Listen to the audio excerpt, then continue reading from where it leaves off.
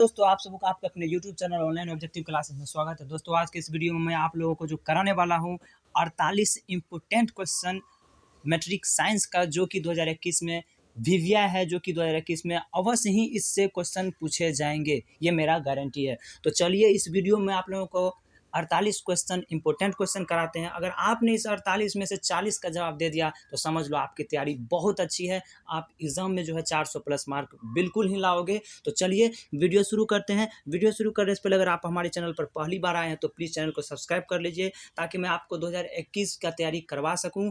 वो भी सारे ऐसे ऐसे क्वेश्चन जो किसी न किसी एग्जाम में हर साल पूछे जाते हैं, वो सारे क्वेश्चन मैं आप लोगों को कराने वाला हूँ। तो चलिए वीडियो को शुरू करते हैं। और आपने हमारे इस चैनल को सब्सक्राइब नहीं किया है तो प्लीज़ सब्सक्राइब कर लीजिए और साथ में बेल आइकन को दबा दीजिए, ताकि मेरा लेटेस्ट वीडियो आप तक पहुंचती रहे। तो चलिए आप लोगों के लिए पहला क्वेश्चन है। कहते हैं कि करते रहो मेहनत तुम अपने लक्ष्य को पा जाओगे।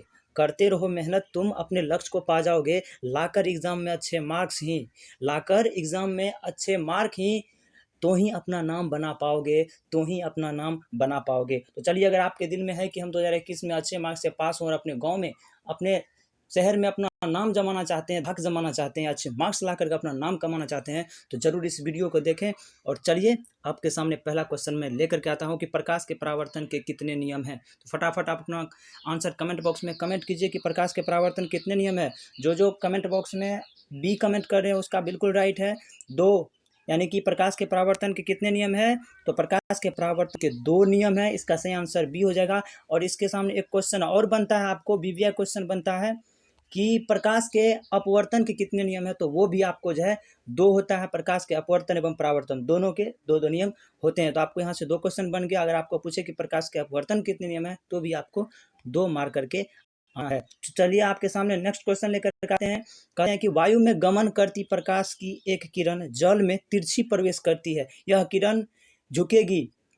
तो आपको जैसा मालूम है कि ये विरल माध्यम, वायु जो है विरल माध्यम है और पानी जो है वो सघन माध्यम, यानी कि कम अपवर्तनांक वाले माध्यम से अधिक अपवर्तनांक वाले माध्यम में जा रही है। तो यानी कि प्रकाश किरण अभिलंब की ओर झुक जाएगी। तो आपका सही आंसर हो जाएगा अभिलंब की ओर झुकेगी। आपका सही आंसर जो है वो ए हो जाएगा, अभिलंब की ओर झुकेगी। राइट आंसर है। जो ए कमेंट कर रहे हैं वो बिल्कुल राइट है। अगर आप इसमें से 40 क्वेश्चन बना लेते हैं, आप समझिए आपकी तैयारी बहुत अच्छी है और आप 400 प्लस मार्क एग्जाम में लाएंगे। चलिए नेक्स्ट क्वेश्चन देखते हैं। नेक्स्ट क्वेश्चन है, निम्नलिखित में किस लेंस को अपसारी लेंस कहते हैं। तो जैसा कि आपको मालूम होगा कि अवतल लेंस को अपसारी लेंस कहा जाता है तथा उत्तल लेंस को अभिसारी लेंस कहा जाता है। यहाँ पर पूछा है आपको अपसारी लेंस, तो आपको आपका सही आंसर जो होगा वो अवतल लेंस हो जाएगा, क्योंकि अवतल लेंस को अपसारी लेंस कहा जाता है और उत्तल लेंस को जो है उसको जो है आपको अभिसारी लेंस कहा जाता है। क्या कहा जाता है? अभिसारी लेंस कहा जाता है। तो आपका सही आंसर हो जाएगा बी, अभिसारी लेंस। अपसारी लेंस जो कहते हैं वो अवतल लेंस को कहा जाता है। आपका आंसर बी हो जाएगा। चलिए अगला क्वेश्चन है कि किसी बिंब का वास्तविक तथा समान साइज का प्रतिबिंब प्राप्त करने के लिए बिंब को उत्तल लेंस के सामने कहाँ रखने चाहिए। क्योंकि समान कर रहा है, समान साइज का, तो आप दोगुनी दूरी पर रख दो, फोकस दूरी से, लेंस के फोकस दूरी से दुगुनी दूरी पर रख दो, यानी कि आपका जो आंसर हो जाएगा वो आपका हो जाएगा लेंस के फोकस दूरी की दुगुनी दूरी, यानी कि आपका आंसर बी हो जाएगा। जो बी आंसर कमेंट कर रहे हैं उसका बिल्कुल राइट है। आप जो भी इसमें 48 में 40 लाएंगे वो हमें नीचे कमेंट्स में बताएंगे, ताकि मुझे भी खुशी होगी कि आप लोग अच्छे से तैयारी कर रहे हो और आप लोगों को तैयारी करने में हमें बहुत खुशी होगी। चलिए अगला क्वेश्चन देखते हैं आपके सामने कि मानव नेत्र जिस भाग पर किसी वस्तु का प्रतिबिंब बनाता है वह है, तो ये आपको दृष्टिपटल पे बनाया जाता है, यानी कि रेटिना पर बनता है। तो आपका सही आंसर हो जाएगा डी, दृष्टिपटल। और ये कभी कभी हिंदी में भी आपको रेटिना ही लिख देगा, तो आप घबराना नहीं है। दृष्टिपटल या रेटिना आपको दोनों याद रखना है, हिंदी में दृष्टिपटल और इंग्लिश में रेटिना। चलिए अगला क्वेश्चन है कि किसी माध्यम के अपवर्तनांक म्यू का मान होता है। आप लोगों ने स्नेल्स का संबंध पढ़ा होगा, म्यू बराबर साइन आई बट्टा साइन आर। तो वही है कि किसी माध्यम का अपवर्तनांक का मान होता है, तो ये होता है साइन आई बट्टा साइन आर, यानी कि आपका सही आंसर जो होगा वो आंसर ए हो जाएगा, म्यू बराबर साइन आई बट्टा साइन आर। ठीक है। चलिए अगला क्वेश्चन कहता है कि किसी लेंस के आवर्धन का एसआई मात्रक निम्नलिखित में कौन है। तो जैसा कि आपको मालूम होगा कि लंबाई जो ये आवर्धन जो होता है इसका कोई मात्रक नहीं होता, मात्रक ये विहीन होता है। यानी कि m बराबर जो होता है आवर्धन होता है प्रतिबिंब की ऊंचाई है बट वस्तु की ऊंचाई होता है। यानी कि दोनों अगर मान लो ये मीटर में है और ये भी मीटर में है तो दोनों कट जाएगा, यानी कि कुछ नहीं बचेगा, इसलिए ये मात्रक विहीन है। कि आपका सही आंसर जो होगा वो डी हो जाएगा, मात्रक विहीन। यहाँ पर जितने भी आंसर दिए जा रहे हैं वो बिल्कुल राइट दिए जा रहे हैं। आपको अगर किसी का आंसर में डाउट है तो आप हमें नीचे कमेंट्स बॉक्स में बता सकते हैं, मैं उससे सुधार जरूर करूँगा। लेकिन मेरी तरफ से पूरी कोशिश रहती है कि हर एक क्वेश्चन का जवाब जो है सही आप लोगों को मिल सके। चलिए अगला क्वेश्चन देखते हैं। तारों का टिमटिमाना प्रकाश की किस घटना को दर्शाता है? तो ये आपको मालूम ही होगा, आप जल्दी से कमेंट बॉक्स में कमेंट कीजिए कि प्रकाश का टिमटिमाना जो है ये तो सर प्रकाश के अपवर्तन का घटना को दर्शाता है। तो चलिए अगला क्वेश्चन देखते हैं। किसी चालक का प्रतिरोध निम्नलिखित में किस पर निर्भर करता है? चालक की लंबाई पर, चालक के अनुप्रस्थ का क्षेत्रफल पर, चालक के पदार्थ की प्रकृति पर। यानी उपर्युक्त सभी पर जो है ये आपको निर्भर करता है चालक पदार्थ का प्रतिरोध। ठीक है, तो आपका आंसर हो जाएगा डी। अगला क्वेश्चन देखते हैं। कहता निम्नलिखित में कौन विद्युत शक्ति का समात्रक है? ये भी बिल्कुल इजी क्वेश्चन है, आप लोग जरूर कमेंट बॉक्स में बताइए इसका आंसर क्या होगा। मैं आप लोगों को बता देता हूँ कि विद्युत शक्ति का समात्रक वो वाट होता है। आपका आंसर ए हो गया और आंसर हो गया वाट। अगला क्वेश्चन देखते हैं। विद्युत परिवर्तन विद्युत धारा को मापने के लिए निम्नलिखित में किस युक्ति का उपयोग होता है? तो जल्दी से आप कमेंट बॉक्स में कमेंट कीजिए किसका उपयोग होता है। तो इसमें आपको अमीटर का उपयोग होता है। आपको पूछे कि वोल्ट मीटर से क्या मापा जाता है, तो विभवांतर को जो है आपको वोल्ट मीटर से मापा जाता है, यानी कि वोल्ट मीटर से आपको विभवांतर मापा जाता है। इसमें आपको पूछा है कि विद्युत धारा मापने के लिए, तो विद्युत धारा के लिए जिसका सही आंसर होगा वो अमीटर होगा। यानी कि विद्युत परिवर्तन विद्युत धारा को मापने के लिए निम्नलिखित किस युक्ति का उपयोग होता है? तो आपको मार्क आना है अमीटर का उपयोग होता है। चलिए अगला क्वेश्चन देखते हैं। फ्यूज तार के निम्नलिखित में कौन सा कथन सत्य है? जैसा कि आपको मालूम होगा कि फ्यूज तार जो होता है पतले तार काला होता है, जिसका प्रतिरोध बहुत कम होता है लेकिन गलनांक बहुत अधिक उच्च होता है। तो आप इसमें से खोज लो, प्रतिरोध अधिक तथा गलनांक कम नहीं, प्रतिरोध कम तथा गलनांक अधिक होता है। यानी आपका सही आंसर जो आ रहा है वो बी आ रहा है, प्रतिरोध कम तथा गलनांक अधिक होता है। चलिए अगला क्वेश्चन देखते हैं। निम्नलिखित पदार्थों में कौन चुंबकीय पदार्थ नहीं है? लोहा है ही, निकेल, कोबाल्ट, ये सारे। यानी कि आपका आंसर जो हो जाएगा वो सी हो जाएगा, पीतल। पीतल जो है चुंबकीय पदार्थ नहीं है। चलिए अगला क्वेश्चन देख लेते हैं। किसी विद्युत धारावाही सीधी लंबी परिनालिका के भीतर चुंबकीय क्षेत्र का मान होता है, क्या होता है? आपको कमेंट बॉक्स में बताना है, तो जल्दी से कमेंट कीजिए कि क्या होगा। किसी विद्युत धारावाही सीधी लंबी परिनालिका के भीतर चुंबकीय क्षेत्र का मान जो था वो इसके सिरे की ओर जाने पर घटता है। यानी कि आपका जो आंसर हो जाएगा वो बी हो जाएगा कि इसके सिरे की ओर जाने पर घटता है। चलिए आगे की ओर बढ़ते हैं। अगला क्वेश्चन 15वां क्वेश्चन देखते हैं कि विद्युत धारा के चुंबकीय प्रभाव का खोज किसने किया था? तो ये ऑरस्टेड महोदय ने किया था आपको, तो इसका सही आंसर आपको ए हो जाएगा, ऑरस्टेड। अगर आप 2021 में अच्छे मार्क्स लाना चाहते हैं तो बिल्कुल मेहनत से करिए और घबराइए नहीं, क्योंकि डर के आगे जीत है। आप लोग कहीं भी लिखे हुए पढ़ते होंगे कि डर के आगे जीत है और गुनगुनाते भी होंगे, इसलिए डरने की कोई बात नहीं है। निम्न में कौन जैव मात्रा ऊर्जा स्रोत का उदाहरण नहीं है? तो ये आपका जो होगा आंसर सी हो जाएगा, नाभिकीय ऊर्जा। ठीक है, अगला क्वेश्चन है कि Na2SO4 प्लस BaCl2 जो देता है BaSO4 प्लस 2NaCl, ये उपयुक्त अभिक्रिया निम्नलिखित किस प्रकार की है? तो ये अभिक्रिया आपको जो है ये आपको इसका सही आपको आंसर हो जाएगा ए, आंसर हो जाएगा संयोजन अभिक्रिया। ठीक है, अगला क्वेश्चन देख लेते हैं। अम्लीय वर्षा के जल का पीएच मान क्या होना चाहिए? तो अम्लीय वर्षा का जल का पीएच मान जो होना चाहिए वो आपको होना चाहिए 5.6 से कम, यानी कि इससे कम होगा। और जब ये 4 से कम हो जाता है तो ये मिट्टी में पाए जाने वाले जितने भी जीवाणु होते हैं उनके लिए जो ये खतरनाक हो जाते हैं। तो चलिए अगला क्वेश्चन देखते हैं कि NaHCO3 यौगिक का प्रचलित नाम क्या है? जल्दी से आप लोग जानते हैं तो नीचे कमेंट बॉक्स में कमेंट कीजिए कि NaHCO3 यौगिक का प्रचलित नाम क्या है। तो इसका जो है आंसर बी हो जाएगा, बेकिंग सोडा। तो चलिए अगला क्वेश्चन देखते हैं कि अपच का उपचार करने के लिए इनमें से किस औषधि का उपयोग होता है? तो अपच का उपचार करने के लिए किसका उपयोग होता है? आप लोग जल्दी कमेंट में बताइए। इसके लिए जो उपयोग होता है वो एंटासिड का प्रयोग किया जाता है। अगला क्वेश्चन है, चींटी के डंक एक अम्ल छोड़ जाते हैं जिनके कारण जलन एवं दर्द का अनुभव होता है, यह अम्ल निम्नलिखित में कौन है? जल्दी से आप लोग कमेंट्स कीजिए कि यह कौन सा अम्ल है। तो ये आपको मिथेनोइक अम्ल है, जिसके कारण जो है डंक लगने से हमें जलन हो रही है। ठीक है, अगला क्वेश्चन देखते हैं कि ऑक्जेलिक अम्ल निम्नलिखित में से किसमें पाया जाता है? तो ऑक्जेलिक अम्ल जो होता है आपको ऑक्जेलिक अम्ल जो होता है वो आपको टमाटर में पाया जाता है। तो आपका सही आंसर हो जाएगा कि आपका ऑक्जेलिक अम्ल जो होता है वो आपको पाया जाता है टमाटर में, मुख्यतः टमाटर में ऑक्जेलिक अम्ल पाया जाता है। चलिए नेक्स्ट क्वेश्चन देख लेते हैं। अगला क्वेश्चन है CaSO4 × ½ H2O निम्नलिखित में किस यौगिक का रासायनिक सूत्र है? तो ये आपको पता ही होगा कि ये प्लास्टर ऑफ पेरिस का सूत्र है, यानी कि आपका जो सही आंसर हो जाएगा वो सी हो जाएगा, प्लास्टर ऑफ पेरिस। संगमरमर का भी आप लोग जानते होंगे, ब्लीचिंग पाउडर, जिप्सम, ये सारे याद कर लीजिएगा, ये सारे विविया इनमें से किसी का भी पूछा जा सकता है। ठीक है, अगला क्वेश्चन देखते हैं कि निम्नलिखित में कौन सी धातु कमरे के तापमान पर तरल अवस्था में पाया जाता है। तो ये जो तरल अवस्था में अगर धातु पूछे तो आपको पारा मार के आना है, अगर वो धातु पूछे तो उसमें जो है आपको ब्रोमीन मार के आना है। यानी कि अगर आपको पूछे कि निम्नलिखित में कौन सी धातु कमरे के ताप पर द्रव अवस्था में पाई जाती है, तब आपको ब्रोमीन मारना है। अगर आपको पूछे कौन सी धातु, तो आपको पारा मार करके आना है। तो चलिए अगला क्वेश्चन देखते हैं कि नाइट्रोजन के दो परमाणुओं के बीच कितने आबंध बनते हैं। तो यानी कि ये त्रिबंध बनते हैं, यानी कि आपका सही आंसर हो जाए सी हो जाएगा, क्योंकि नाइट्रोजन जो होता है इसका अगर स्ट्रक्चर खींचिएगा तो 2, 5, ठीक है, कार्बन के बाद नाइट्रोजन आता है, 2, 5 आएगा, यानी कि इसको अपना ऑक्टेट पूरा करने के लिए 3 चाहिए, यानी कि आपको ये जो N2 होगा, N2 इसके बीच में जो होगा NN जो जुड़ा होगा, यानी कि आपको त्रिआबंध के द्वारा जो है जुड़ा होगा, इस तरह से ये जुड़ा होगा। ठीक है, त्रिआबंध द्वारा जुड़ा होगा। ठीक है, चलिए अगला क्वेश्चन देख लेते हैं कि निम्नलिखित में कौन विद्युत का सुचालक है। जल्दी से आप लोग कमेंट कीजिए कि निम्नलिखित में से कौन विद्युत का सुचालक है। तो आपका सही आंसर हो जाएगा ग्रेफाइट, ये जो है आपको विद्युत का सुचालक है। कार्बन के सबसे बाहरी कोश में इलेक्ट्रॉन की कुल संख्या निम्नलिखित में क्या होती है। जल्दी से बताइए, कार्बन का परमाणु संख्या होता कितना, 6 होता है। इसका अगर खींचिएगा तो हो जाएगा 2 और 4, यानी कि इसके बाह्यतम कक्षा में 4 है, यानी कुल संख्या जो इसके बाह्यतम कक्षा में बाहरी कोश में तो वो 4 हो जाएगा। आंसर आपका बी हो जाएगा।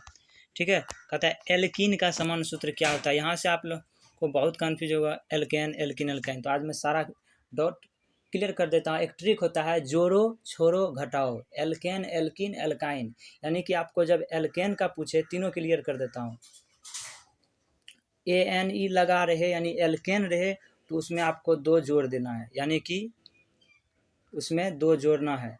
अगर एल्कीन रहे, ठीक है, एल्कीन रहे तो उसमें से 2 को छोड़ देना है, यानी कि 2 को जो है हटा देना है।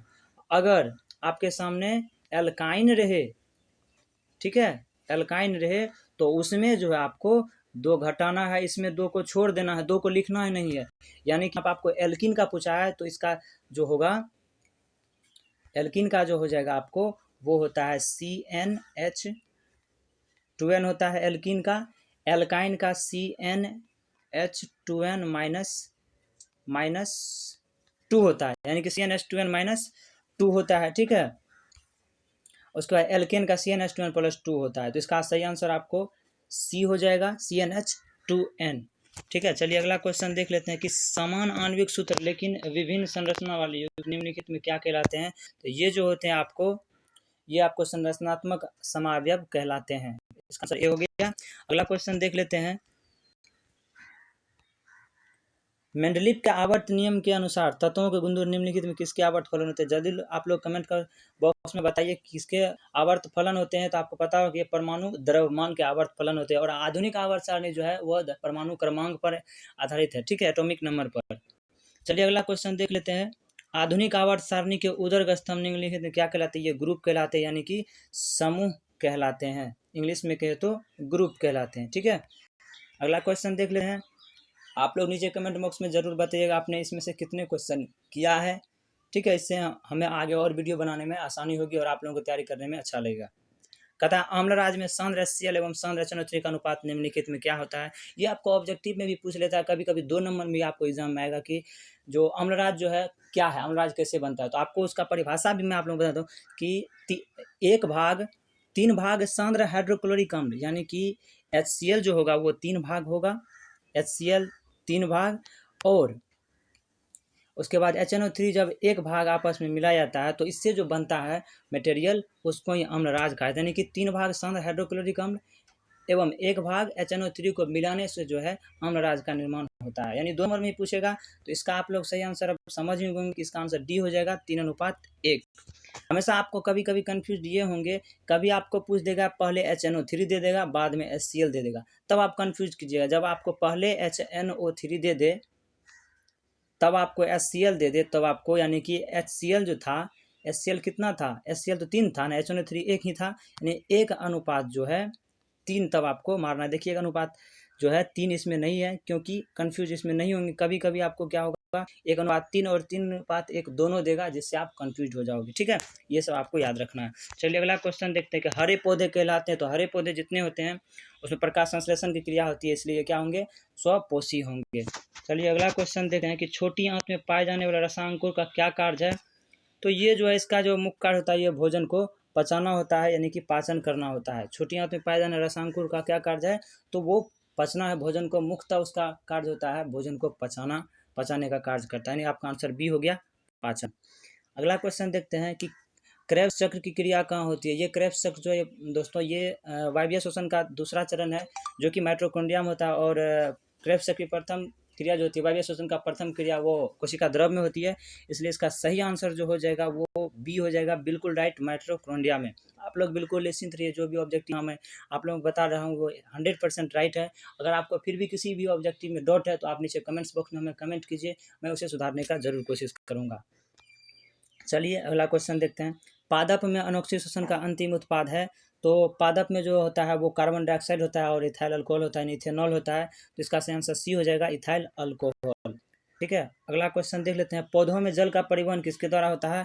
तो देखिए इसमें कंफ्यूज नहीं करना है, पौधों में जल पूछा है तो जैलम होगा, खाद्य पदार्थ कहता तो फ्लोएम होता है, यानी कि जो से जल जो से जैलम। ये आपको याद रखना है, ट्रिक है ये सिंपल। जो से जल यानी जल का परिवहन जैलम के द्वारा होता है, खाद्य पदार्थ का अनुघुलित खनिज लवणों का जो होता है वो फ्लोएम के द्वारा होता है। चलिए अगला क्वेश्चन देख लेते हैं। खुला परिवहन तंत्र किसमें पाया जाता है। तो खुला परिवहन तंत्र मनुष्यों में पाया जाता है, इसका आंसर बी हो गया, मनुष्य। अगला क्वेश्चन देख लेते हैं। इनमें से कौन पादप उत्सर्जी पदार्थ नहीं है। तो टेनिन, रेजिन, लेटेक्स ये सारे पौधों में पाए जाते हैं, लेकिन स्टार्च जो है ये नहीं पाए जाते, इसलिए इसका सही आंसर डी हो जाएगा।